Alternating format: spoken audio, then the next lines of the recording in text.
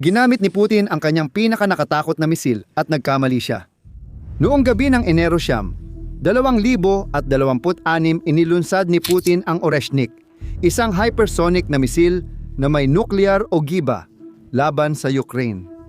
Tinamaan nito ang Lviv, 70 kilometro mula sa hangganan ng Poland, kasaping bansa ng NATO. Ang Oreshnik ay bumibiyahe sa Mach 10 o mahigit 13,000 km/h 10 beses bilis ng tunog.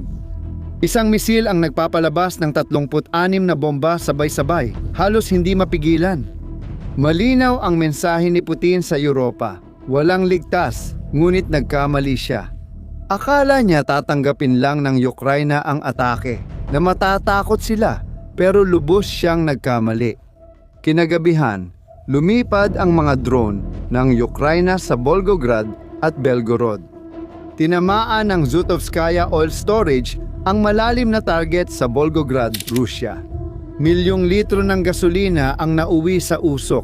Tumigil ang makina ng digmaan. Pero Belgorod ang nagbago ng lahat. Tinamaan ng drone ang linya ng kuryente, kaya 600,000 katao ang nawalan ng kuryente, init at tubig sa temperaturang 14 antas sa ibaba ng zero. At ang mga sibilyang Ruso ay naranasan ang nararanasan ng mga Ukrainyano araw-araw. Ang lamig, ang dilim, ang pagiging vulnerable.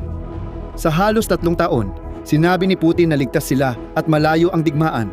Ngunit noong gabi ng Enero, nabasag ang paniniwalang iyon. 6,000 tao sa Belgorod ay hindi na maaaring magpanggap na walang digmaan. Ngayon, nagtatanong sila ng mga tanong na iniiwasan sagutin ni Putin. Inilunsad ni Putin si Oreshnik sa pag-aakalang matatakot ang Europa, pero ipinakita lang niya ang kanyang pagkadesperado.